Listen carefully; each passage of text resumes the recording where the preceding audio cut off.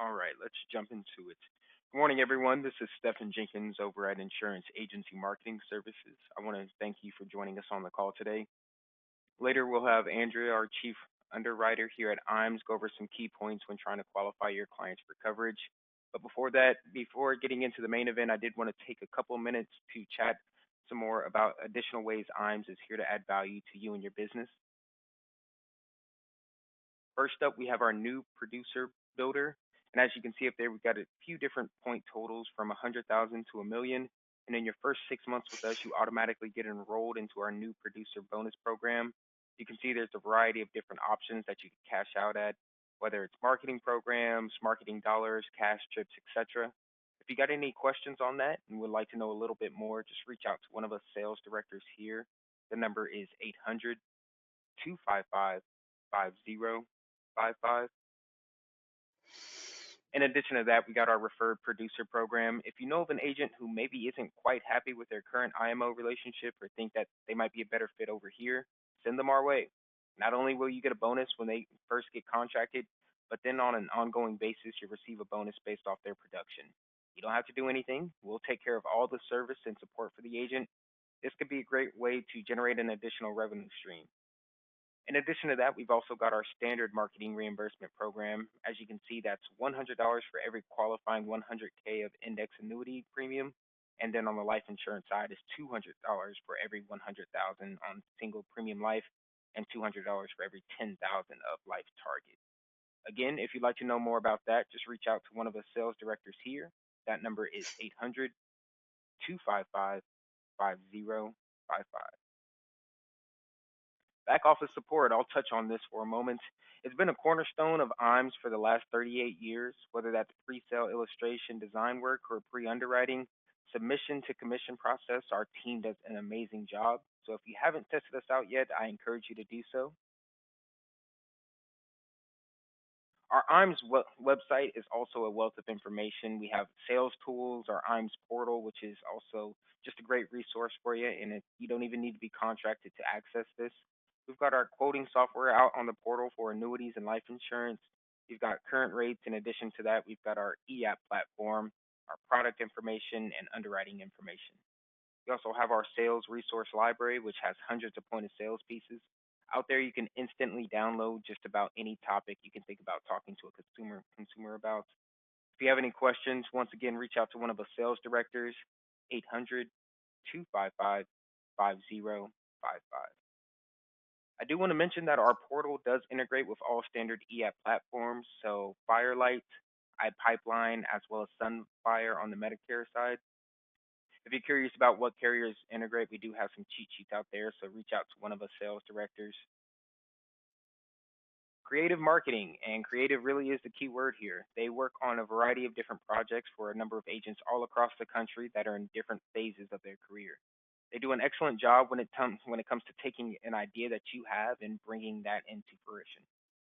They also have a very big focus on brand, as branding has really evolved over the last few years, and it's really what you look at and how the marketplace has placed a great importance on your digital brand. We have more and more advisors that are doing virtual sales and consumers who are doing more research online. So if you don't have a robust digital brand in addition to your local market space, it could definitely have an impact on your business. If you have any questions on that, feel free to reach out to one of us sales directors. That's 800 255 5055. We did launch our RAA several years ago. We've seen significant growth with our wealth management. I'm going to go ahead and stop here and launch our first poll question of the day. And this is if you would like more information on our wealth management team, if you've been thinking about adding AUM to your business, or you have it now, or maybe you got your 65 recently, or you're not quite happy with your current RI relationship, check yes, and we'll have someone from the team reach out to you just to talk more about the additional services they provide.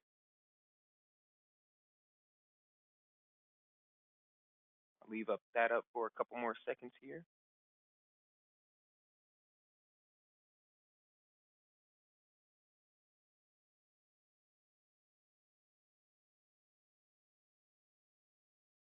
All right, let me get that one closed down.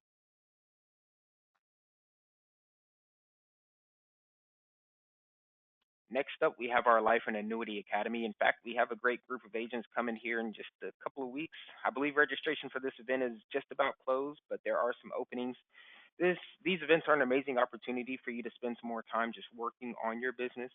So with that, let me launch our second poll question asking if you would like additional information on our Life and Annuity Academy. Like I said, we do have one coming up here next month. There is limited availability, so if you have any interest, click yes, and we'll have someone reach out to you.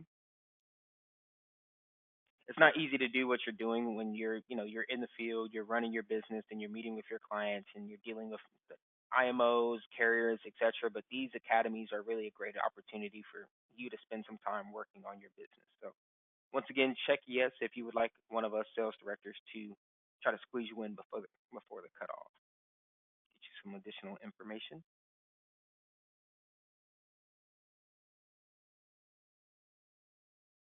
All right. Last few seconds of that poll here.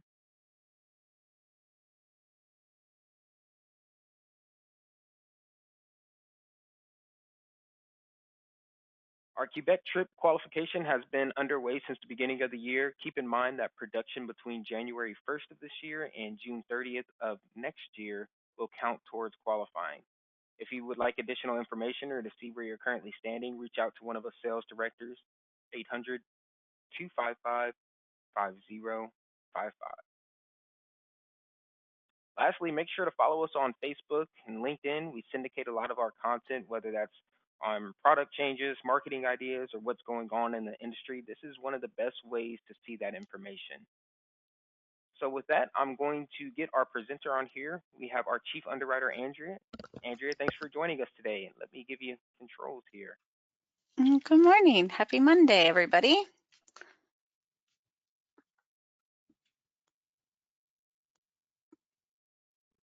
All right, looks like I'm here now. Can you see my screen? We can, yes. Awesome. Okay.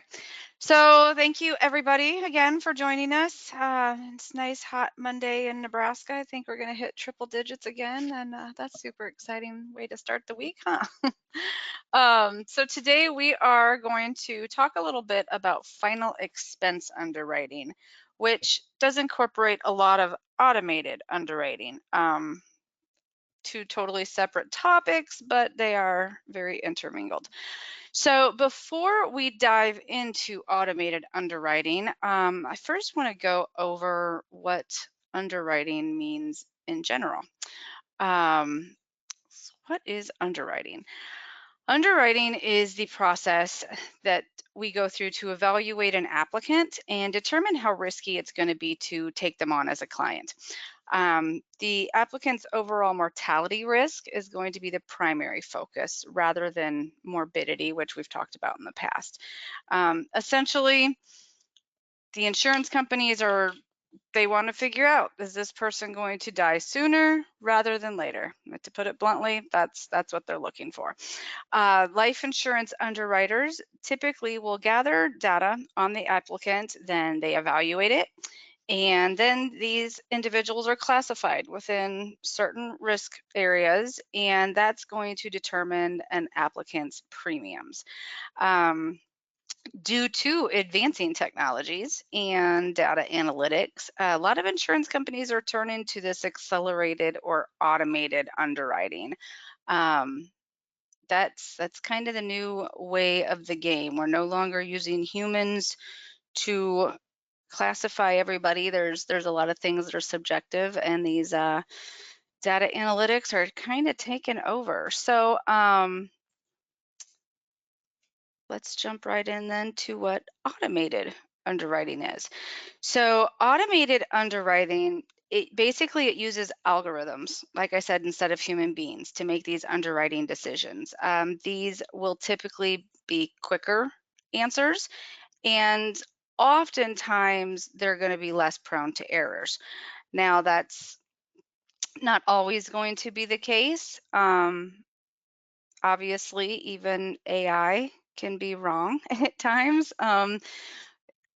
it's new and it's evolving and we're still learning a lot. But basically what happens is these these carriers are now relying on third-party consumer data. So they're looking at things like your credit reports, your motor vehicle reports, your prescription histories, criminal backgrounds, MIB, all of these things are being taken into consideration. And so the insurers are really leaning into these consumer data reports, and they're using predictive analytical tools that are going to help them classify a person's risk. So once they get all this information in the system and they run their little algorithms, then they can be instantly approved, and that's wonderful. Otherwise, they can be instantly declined, and that's not so great. Or it can come back with questions, and in that situation, some of the companies are going to kind of switch tracks and maybe make this more of a hybrid process where a human does touch some of it. Or they're going to decline it completely, or they're going to send it for additional questions. But they usually know within minutes if it's going to be approved, declined, or need further evaluation. So the big question then comes down to, is this good for the applicant? Um, Automated underwriting, it's a really, really great process for applicants that are in average or excellent health. Those clients that, are 20 or 30 something and perfect health and never had anything wrong with them, never had a prescription medication other than a cold, those are going to go through lightning fast, get your best offers, quick and easy, and those are great. Um, the downside to these sometimes is they're a little bit hard to argue if something goes off track. So with automated underwriting, there's a lot of limitations because the consumer reports provide a really good snapshot of a person's history, but they don't always tell the full picture. One example that we've seen here recently was a young lady who had mild asthma. She's had mild asthma most of her life. It's been in her records repeatedly throughout the years. However, during one of her last doctor visits, somebody in the billing process actually coded this as COPD instead of mild asthma. And so when she started applying for coverage, COPD kept coming up in her claims history. And as it turns out, this young lady never had COPD. She'd never been diagnosed with COPD. It was something as simple, if you'll call it that, as a billing error. And really, she just had a mild case of asthma, and she probably should have been preferred with about any company, but she was coming up against declines. So we are seeing some areas where there's struggles in getting through the automated process, especially when it comes to the final expense coverage. With final expense, we know we're typically dealing with smaller face amounts, but older ages. And with older ages, obviously, are going to come more physical ailments along the way. And so we see more of these types of issues. One of the other things we run into oftentimes is clients saying, I'm great. I have nothing going on with me. My health is perfectly fine. And as it turns out, they may have just recently been seen for a cardiac history, or maybe they have cardiac and diabetic history, and the two combined is a little bit more severe than they might think on their own. So yes, it is beneficial for the applicant, but it does also have its limitations. And so those are just things you have to kind of be aware of going into it. And we can find ways to work around that. So let's talk about all this big data that the companies are getting from these background reports, these third parties. I think most of us know what MIB is gonna do for us, and the criminal records, and MVRs, we're used to those being ordered. But a couple of the things that have come to fruition in the last few years have been the medical claims histories and the prescription drug databases. There's multiple companies that are being used. IntelliScript is one of them. We see that Milliman, IntelliScript, and then LexisNexis. Those are the two we see the most often. And these are consumer reporting agencies. They have everything they could ever want to know about all of us. I mean, they know what check I wrote at Walgreens 2 days ago. Not all of those things are included in these reports. In these reports, it is typically limited to the pharmaceutical and the medical stuff. But this is where we run into, during the application process, an agent may be sitting with the client, and the client says, nope, not on any meds, haven't been on anything, I'm in perfect health, I feel great. And then as you're answering questions, the system will, pop back in and say, hey, we see here that you had a prescription for Lipitor that maybe you forgot to tell us about. Can you, tell us why you were on that medication? And so a lot of times the system will call you out right there on the spot and give you a chance to answer the question, because there are often times that we forget about medications that we used to take and maybe don't anymore. Other times it's going to let you get all the way through the process. It's not going to ask you any follow-up questions. It's just going to approve or deny based on your answers. If your answers don't match what the prescription history is showing or the medical claims data, a lot of those companies are just going to instantly decline the policy. That they're not going to dig any further or ask any questions. So it is really, really imperative that when you're going through these applications that you're asking exactly what is on the application and the way that it's asked. So with Milliman and LexisNexis,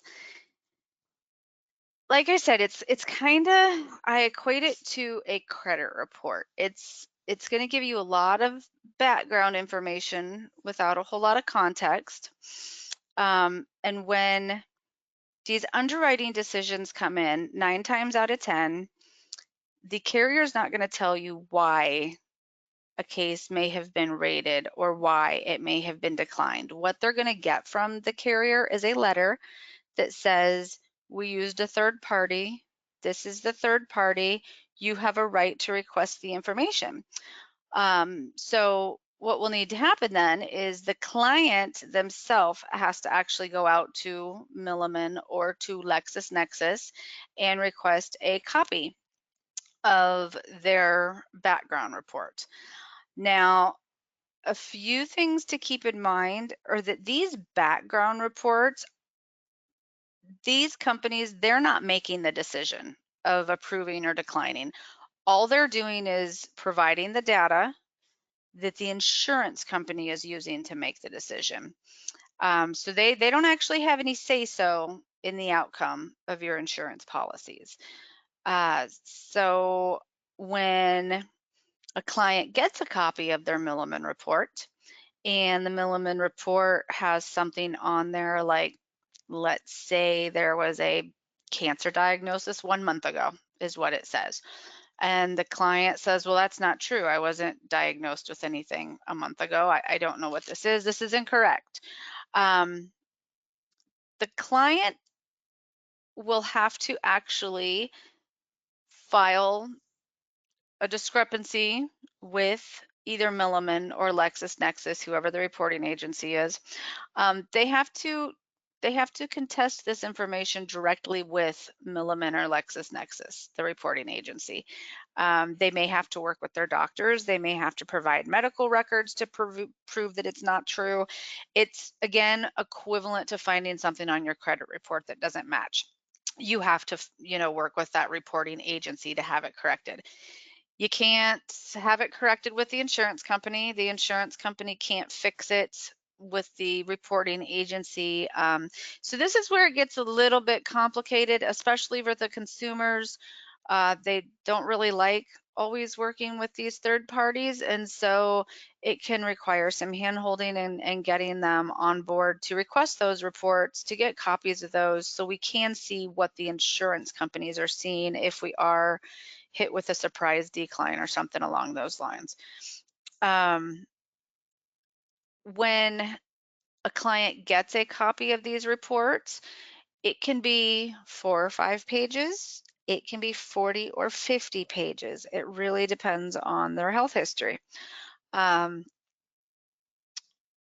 it will not tell the client why they were declined or why they were rated or given a graded benefit instead of level or anything like that. It's only going to provide the background data. It's not going to give you the whys.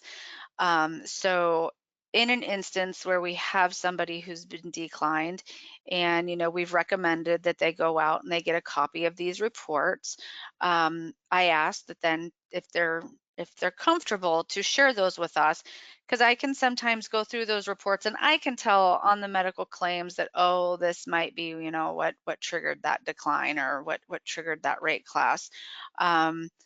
Usually 99.999% of the time I can tell. Every now and then I get one and I don't have a clue what could have prompted the decline. It may be a medication, it may be a comorbidity. It might be that there's two different medical claims that are working together to cause that decline. It might not just be one in particular. So these cases just do get a little bit tricky on the back end when we're trying to figure those things out, because again, the insurance companies, they're not very transparent with these. They just come out with a very automated statement, very generic, that says, hey, we got all your information from LexisNexis. Please contact them to find out why you were declined. And it's just not very transparent. So yeah, the shopping on the back end and the trying to figure it out has become a little bit messy at times, but we usually figure it out and can figure out who the next best carrier or next best step's going to be. Let me see here. I did make note that every carrier, I just want to reiterate this, every carrier makes their own underwriting decisions based on their own guidelines. Again, Milliman and LexisNexis, I can't talk today. They just provide the data and the rules engines. They do not actually make the decisions. Some of the carriers, I do want to add this little side note, like Mutual of Omaha, just as an example, they do have a release of information form.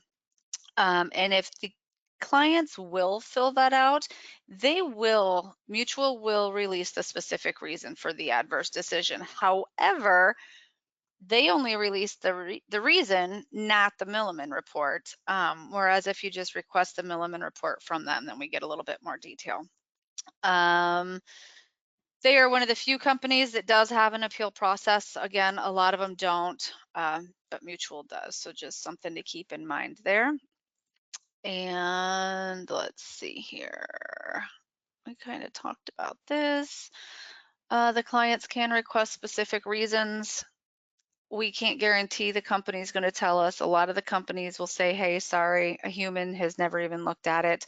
Other companies, especially if you put additional information in any of the details or notes sections, if you have a client that is taking a pill that can be used for heart failure or high blood pressure, when you're working on those applications and you get to the notes section at the end, that's a really, really good opportunity to specify what that medication is for.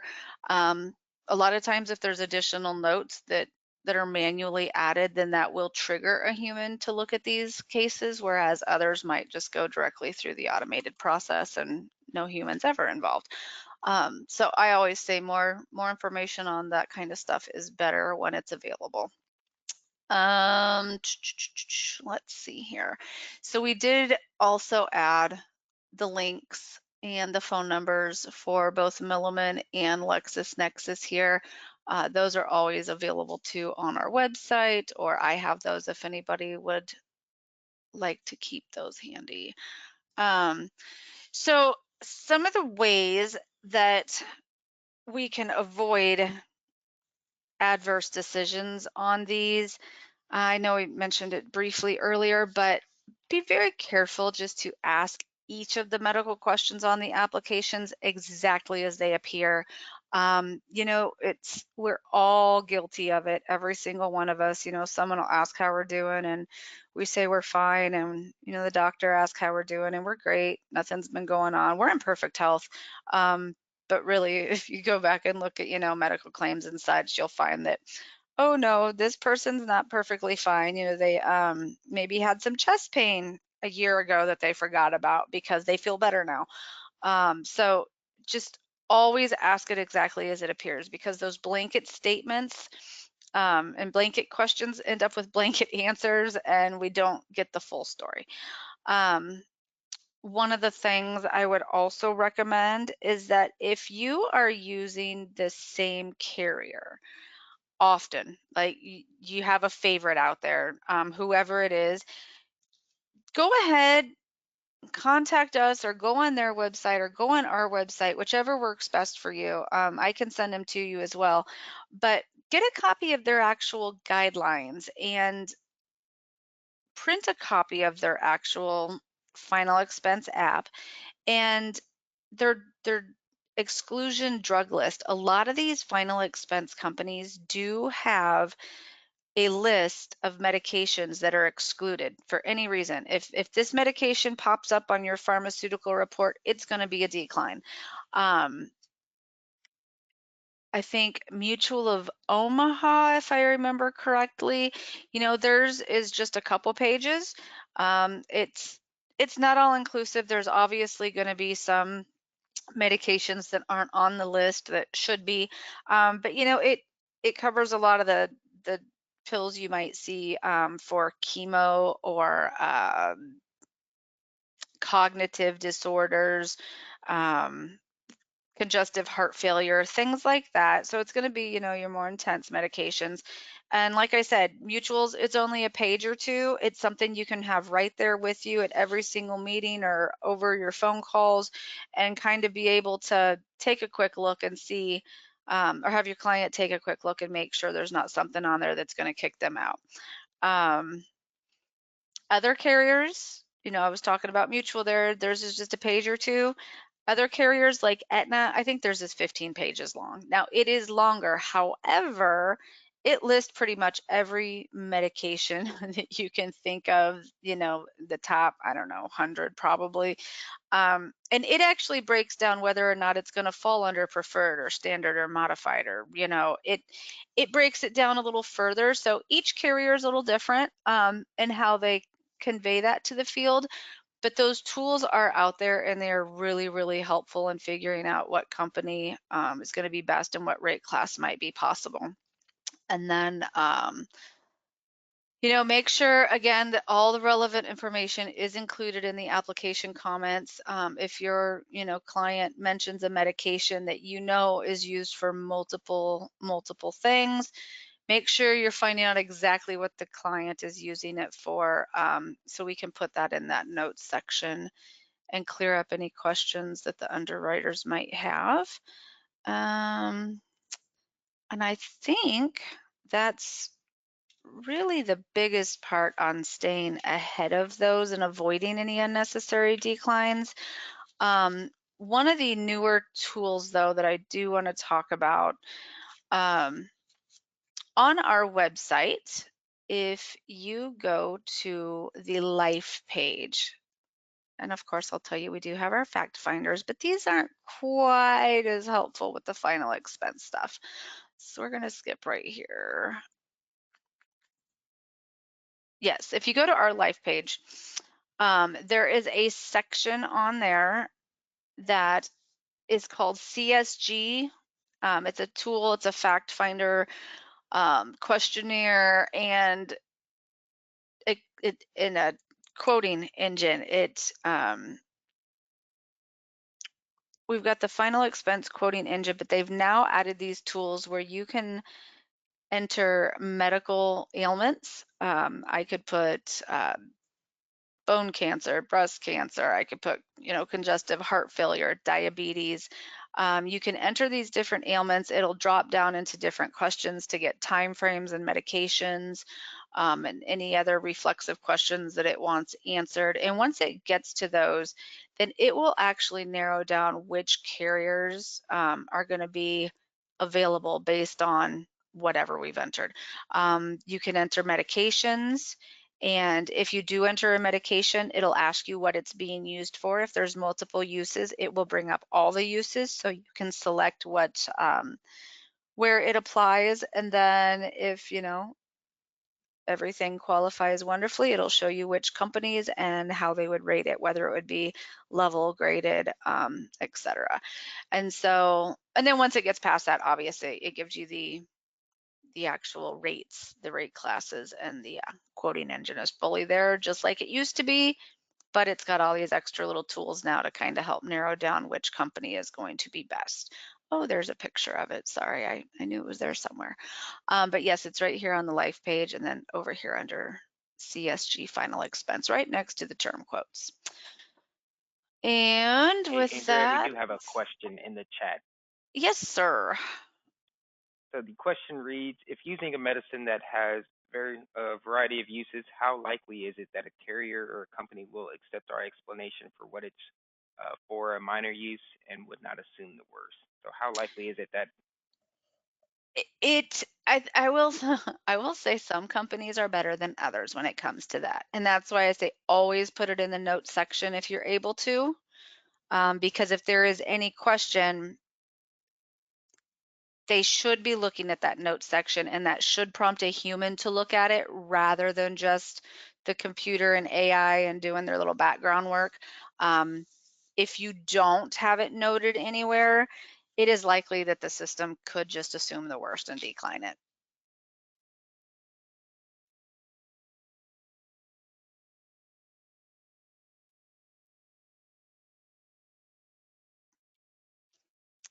I do believe that's all I had today. If there's not all any right, other I've questions, you guys can not always any reach that I've out to seen me at the moment. for pre-screening these. And I Sorry, do go have ahead. one last poll question here that Yeah, if you would like more information on today's topic discussed with underwriting, feel free to click the box yes, and we can have someone reach out to you or send you over some information.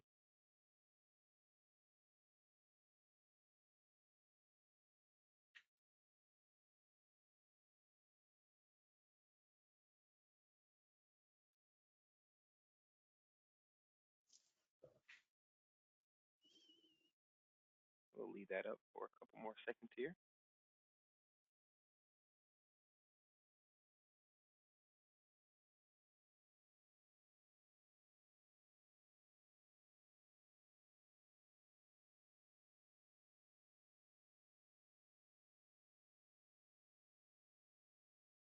Alrighty.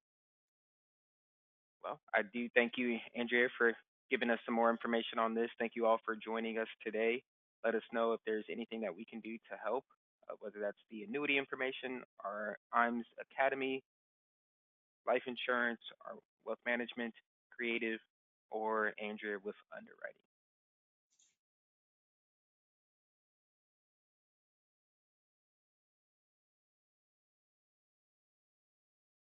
All right. Thank you all. Have a good rest of your day. We'll talk thank to you, you soon. Stefan.